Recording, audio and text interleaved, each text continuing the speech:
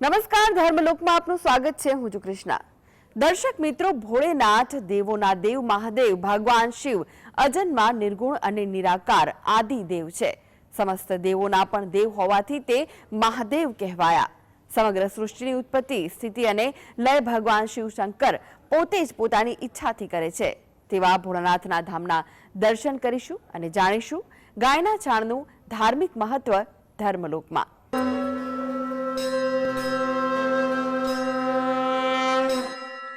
ભૌતિક કે આધ્યાત્મિક જેવી જેની ઈચ્છા અને લક્ષ્ય, પણ માત્ર ઈશ્વરની કૃપા જ નહીં, સાક્ષાત દર્શન સાથે કૃપા મેળવવી હોય તો ભગવાન શિવની પૂજા કે ધ્યાન ધરવું। આપણા વેદો, શાસ્ત્રો અને પુરાણોનો અભ્યાસ કરીએ તો જાણવા મળે છે, ખુદ દેવો અને રાજાઓ તો ઠીક, રાવણથી માંડી રાક્ષસો પણ ભગવાન શિવનું ધ્યાન ધરી તેમને રીઝવી દેવલોક અને પૃથ્વીલોક પર તારાજી નરસંહાર કરીને રાજ કરી શકાય તેવા આશીર્વાદ સફળતાથી મેળવી ચૂક્યા છે। તેવા ભોળાનાથના ધામના દર્શન કરીએ।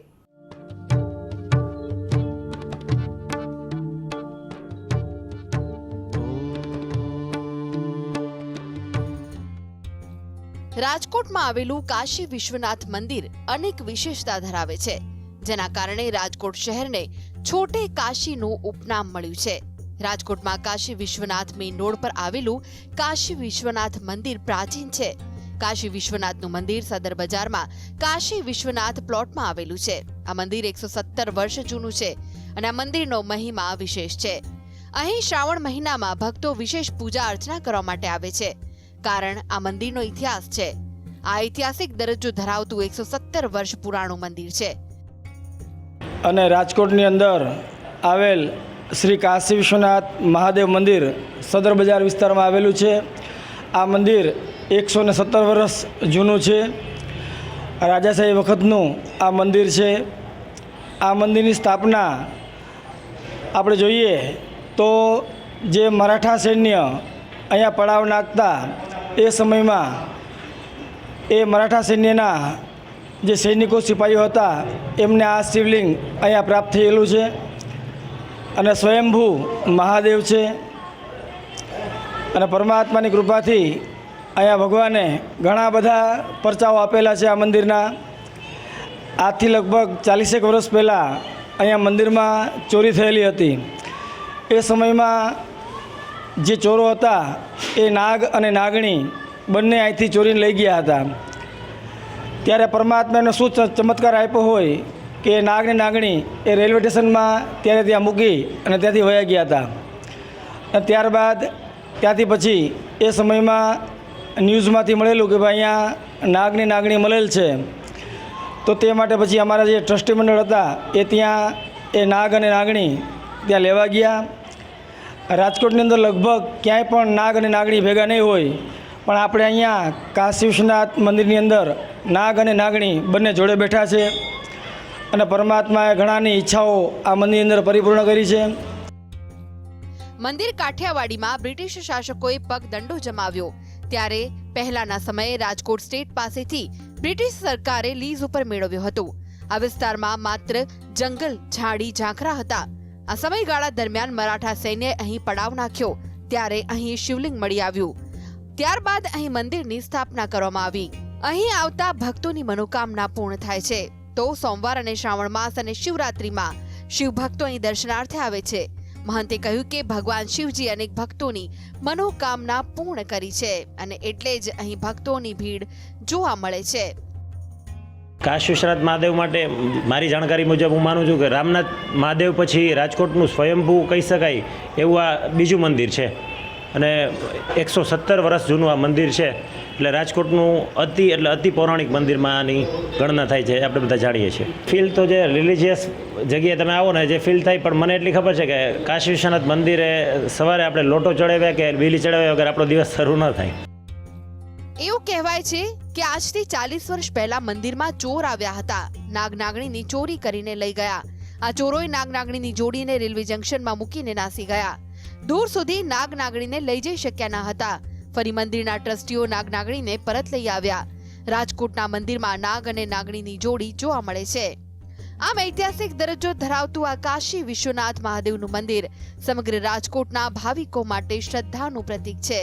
જ્યારે ભક્તો અહીં દર્શનાર્થે આવે છે ત્યારે કાશી વિશ્વનાથ મહાદેવના દર્શન કરીને ધન્ય થાય છે. Dharmalok desk, GSTV. હવે જાણીએ જાણીતા જ્યોતિષાચાર્ય ડોક્ટર હેમિલભાઈ લાટિયા પાસેથી ગાયના છાણના ધાર્મિક મહત્વ વિશે. નમસ્કાર. આપણા ધર્મમાં, આપણા લોક વિચારોમાં આપણે જોવા જઈએ ને કે કઈ વસ્તુનું કેટલું મહત્ત્વ ક્યાં કેવી રીતે અંકાયું છે ને એનું માર્ગદર્શન આપણને વિદ્વાનો પાસેથી અને શાસ્ત્ર પાસેથી પણ જાણે છે. તેવી જ રીતે ગાયનું જે ગોબર છે ને એનું પણ એક અલગ મહત્ત્વ આપણે જાણવા મળે છે, વિદ્વાનો પાસેથી કંઈક સમજવા મળે છે. ગાયને આપણે માતા તરીકે ઓળખીએ છીએ એમ કહીએ, અને ભગવાનને પણ ગાય પ્રિય છે. કહેવાય છે કે ગાયને સ્પર્શ કરો ને તો પણ તમારામાં રહેલી નકારાત્મકતા દૂર થાય છે. ગાયના દર્શન કરવાથી પણ તમારા મનોવિકાર દૂર થાય છે. તમને કોઈ જગ્યાએ લાભના એંધાણ એટલે કે શુકન પણ પ્રાપ્ત થાય છે જો ગાયના દર્શન કરવામાં આવે. ત્યાં સુધી પણ લોકો એવું કહેવામાં આવે છે કે જો ગાય સપનામાં આવે ને એ પણ લાભવંતી બાબત ગણાય છે, શુકનવંતી ગણાય છે. એટલા માટે જ લોકોને ગાયના શુકનનું મહત્ત્વ વિસ્તૃત રીતે જાણે છે. એમાં પણ આપણે ત્યાં મુહૂર્ત શાસ્ત્રમાં પણ આનો ઉલ્લેખ જોવા મળે છે કે ગાય જ્યારે સવારે ચરવા જાય ત્યારે અને સાંજે ચરીને પાછી આવે ત્યારે, જેમ કે ગોધૂલી મુહૂર્ત, સાંજના મુહૂર્તને ઓળખાય છે. કેમ કે ગાયના રજકણ, પગે ચાલતી વખતે રજકણ ઉડે ને તો એના દ્વારા પણ નકારાત્મકતા દૂર થાય છે. એટલી વિસ્તૃત આપણને ગાય પ્રત્યેની ધાર્મિક આસ્થા આપણામાં રહેલી છે ને એટલો વિશ્વાસ રહેલો છે. કારણ કે ગાયમાંથી જે આપણને એની કૃપા થાય છે, જેવી રીતે ગાય દ્વારા કૃપા કહી કે ગાયનું દૂધ છે, દહીં છે, ઘી છે, ગૌમૂત્ર છે અને ગોબર, એ આપણા જીવનમાં ક્યાંક ને ક્યાંક પ્રત્યક્ષ કે પરોક્ષ રીતે વધુ ઉપયોગી બનતું આપણે જોવા મળે છે. અને એના કારણે આપણા જીવનમાં કોઈક રીતે આપણે કલ્યાણ પ્રાપ્તિ પણ થતી હોય છે તેવું કહેવાય. હવે એના માટે વિસ્તૃત રીતે આપણે વાત કરીએ કે ગાયના ગોબરનું પણ મહત્ત્વ આપણને કેમ વિદ્વાનો સમજાવે છે અને કેમ કોઈ જગ્યાએથી આપણને સાહિત્યમાંથી પણ આ વસ્તુ જાણવા મળે છે. કારણ કે એવું કહેવાય છે કે ગાયના ગોબરમાં એવા તત્વ રહેલા હોય છે, કારણ કે ઘણા બધા સંશોધનો એમાં થતા હોય છે.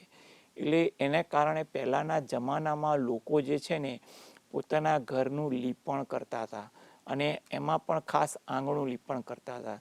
કહેવાય છે કે એમાં એવી સંક્રમણ શક્તિ રહેલી છે કે ઘણીવાર વીજળી પડે ને તો એની, જેને કહે ને કે ઘણી અસરો, નાની નાની અસરો એ ઘરના મકાન પર ન થાય, એવી પણ કારણે ગાયનું ગોબર લગાવવામાં આવે છે. હા, મોટા વીજળીના કડાકાની વસ્તુ જુદી છે, પણ એવી નાની નાની બાબતોમાં રક્ષા થતી હોવાનું પણ એવું કહેવાય છે.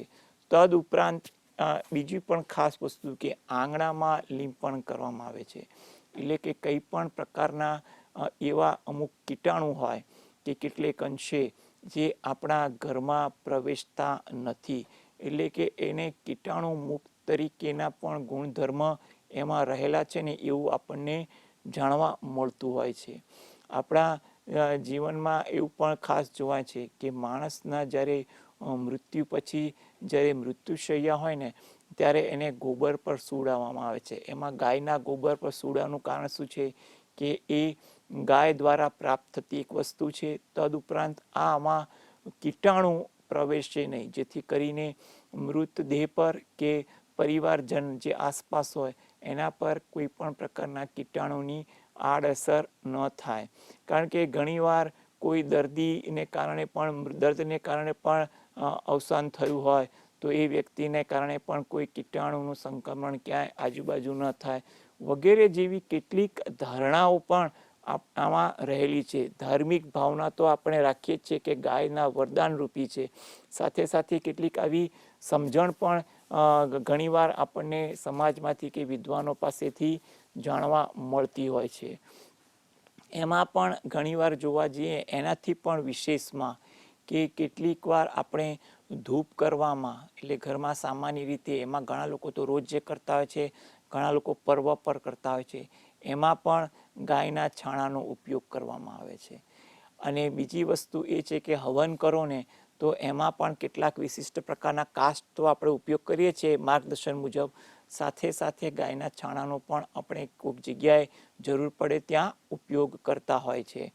એનું કારણ શું છે કે એવી પણ એક માન્યતા છે કે ગાયના છાણાને જો અગ્નિ વડે પ્રજ્વલિત કરવામાં આવે ને તો એની જે ધુઆ ઉડે ને તો એને કારણે પણ વાતાવરણમાં નકારાત્મકતા તો દૂર થાય છે, અશુભતા દૂર તો થાય છે, સાથે સાથે એમ કહેવાય છે કે એમાં રહેલા તત્વોને કારણે પણ કેટલાક પ્રદૂષણ વાતાવરણમાં હોય ને એ પણ દૂર થાય છે. આવી એક ધાર્મિક માન્યતા એમાં રહેલી છે. એટલે આપણે ઘણીવાર પણ ધાર્મિક માન્યતાના પ્રાધાન્ય કારણે જોવા મળે છે ને કે હોળી જ્યારે પ્રગટે ને સાંજે ત્યારે જે કાષ્ટ હોય ને એમાં ગાયના છાણા મૂકવામાં આવે છે અને ઘણીવાર તો ગાયના છાણાનો ઢગ પણ કરવામાં આવે છે. એટલે એને કારણે શું થાય છે કે અગ્નિ વડે જે જ્વાળા પ્રગટે ને તો એ જ્વાળા જેમ કે ને કે હોળીની જ્વાળા તો ઘણી મોટી થતી હોય, એની બહાર હોય 4 રસ્તા પર કે એવા ચોગાન પર, તો ત્યાંથી એ જ્વાળા દ્વારા જે છાણ જેને અગ્નિ દ્વારા જે જ્વલિત થયું હોય તો એને આ તત્વને કારણે નકારાત્મકતા, એટલે કે ત્યાં દર્શન કરવા આવેલા લોકોના ઓરામાં નકારાત્મકતા દૂર થાય છે, પણ સાથે સાથે જે વાતાવરણ પર જે નકારાત્મકતા રહેલી હોય કે ક્યાંક નાના નાના કીટાણુઓ રહેલા હોય ને એ પણ દૂર થાય છે. એટલે એવી પણ એક સમજણ સામાન્ય રીતે આપણને જોવા મળતી હોય છે. એટલે આવી રીતે આ છાણાનો ઉપયોગ પણ આપણે ઘણીવાર જોવા મળતો હોય છે.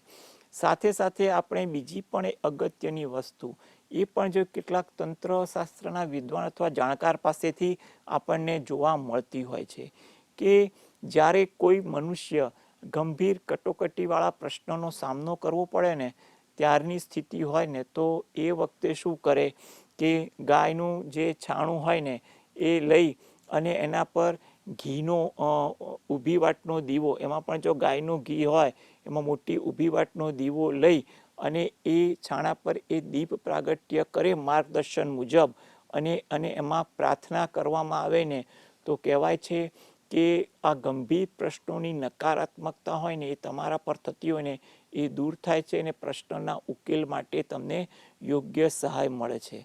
હવે આ માર્ગદર્શન મુજબ કરવામાં આવતું હોય છે.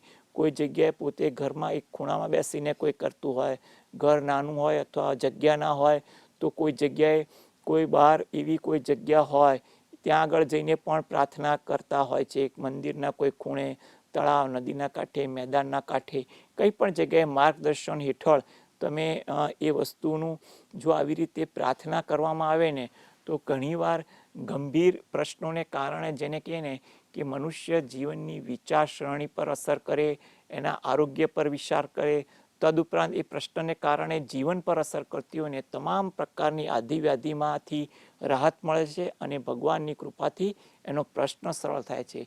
એટલે આમ વિવિધ રીતે આ ગાયના છાણાનું મહત્ત્વ પ્રત્યક્ષ કે પરોક્ષ રીતે આપણને જોવા મળે છે, જે આપણા માટે કલ્યાણકારી બનતું હોય છે. તો હવે જોઈશું વિશેષ રજૂઆત સુખની શોધમાં, તે પહેલા લઈએ વિરામ.